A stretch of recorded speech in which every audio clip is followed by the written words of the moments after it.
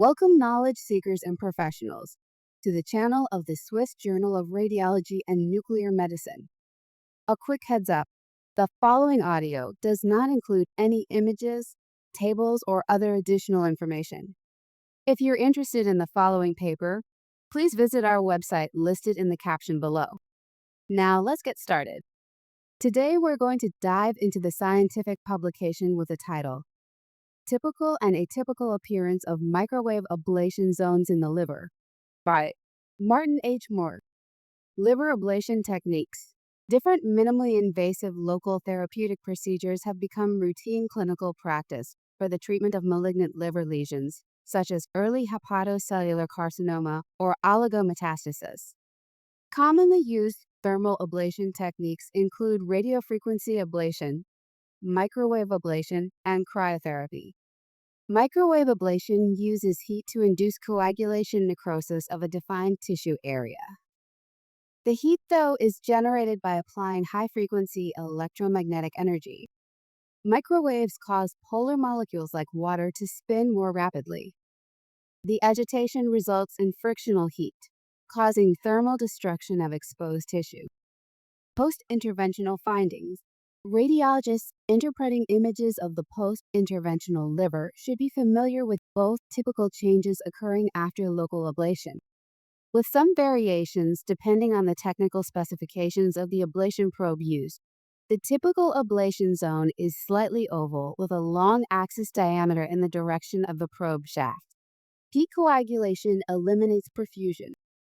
A 12 mm diameter arterial hyperperfused hepatocellular carcinoma serves as an example. After heat application, an ablation zone has low attenuation compared to surrounding liver tissue in all phases of a dynamic contrast enhanced CT scan, both immediately after ablation and in later follow-up examinations. In addition, CT will show a rim of high attenuation around the ablation zone, which is most conspicuous during the arterial phase and may persist for a few months.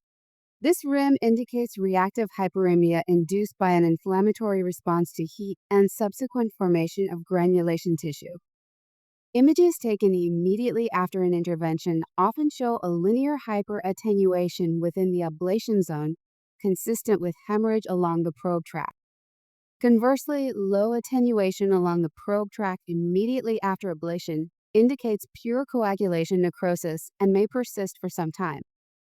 However, patients with higher grade liver cirrhosis may experience uncontrolled loss of heat during ablation. This leads to irregularly configured ablation areas due to uncontrolled 3D lateral heat release. Conclusion. In summary, different local ablation procedures currently in use for treating liver lesions lead to a set of characteristic imaging phenomena in post-interventional follow-up. Bearing in mind these normal changes, along with possible pitfalls and sources of error, radiologists are able to reliably assess treatment outcome. We have come to an end. Thank you for listening in, and until very soon with more interesting publications. If you want to share your own paper in our journal, feel free to contact our team. We are looking forward to hearing from you. Don't forget to like and share if you enjoyed this content. Click the subscribe button so that you don't miss out on future publications from the Swiss Journal of Radiology and Nuclear Medicine. Until next time.